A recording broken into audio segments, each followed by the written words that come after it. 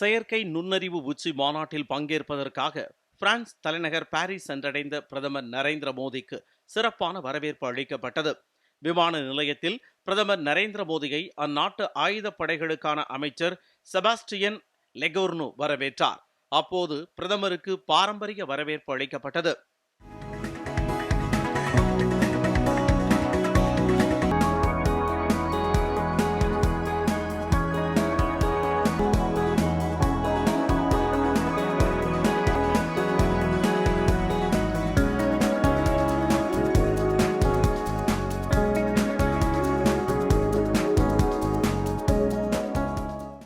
பாரிஸில் உள்ள ஹோட்டலுக்கு வந்த பிரதமர் நரேந்திர மோடிக்கு இந்திய வம்சாவளியைச் சேர்ந்த மக்கள் மேளதாளங்கள் முழங்க ஹரே ராமா ஹரே கிருஷ்ணா பாடல் பாடி உற்சாக வரவேற்பு அளித்தனர்.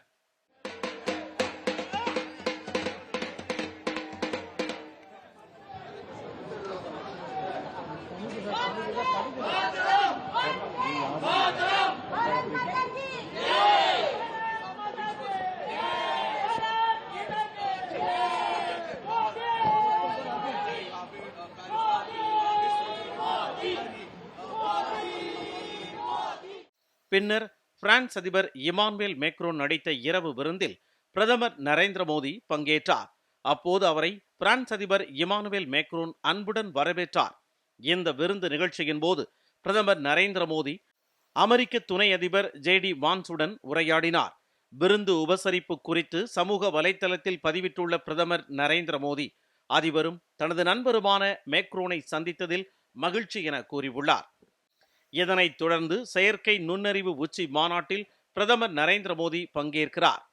அதன் பின்னர் இந்தியா பிரான்ஸ் இடையேயான உறவுகளை மேலும் வலுப்படுத்தும் நோக்கில் மேக்ரோனுடன் பிரதமர் நரேந்திர மோடி பேச்சுவார்த்தை நடத்தவுள்ளார். இந்த சந்திப்பின் போது இரு நாடுகளுக்கு இடையே முக்கியமான இருதரப்பு ஒப்பந்தங்கள் கையெழுத்தாகும் என எதிர்பார்க்கப்படுகிறது. மேலும் இந்தியா பிரான்ஸ் நாடுகளின் தலைமை செயல் அலுவலக அமைப்பின் கூட்டத்திலும் பிரதமர் பங்கேற்று உரையாற்றுகிறார். மேலும் மார்சேயில் இந்தியாவின் துணை தூதரகத்தை பிரதமர் நரேந்திர மோடி திறந்து வைக்கிறார். பிரான்ஸ் பயணத்தின் போது சர்வதேச வெப்ப அணுசக்தி பரிசோதனை உலை திட்டத்தையும் பிரதமர் நரேந்திர மோடி பார்வையிடவுள்ளார்.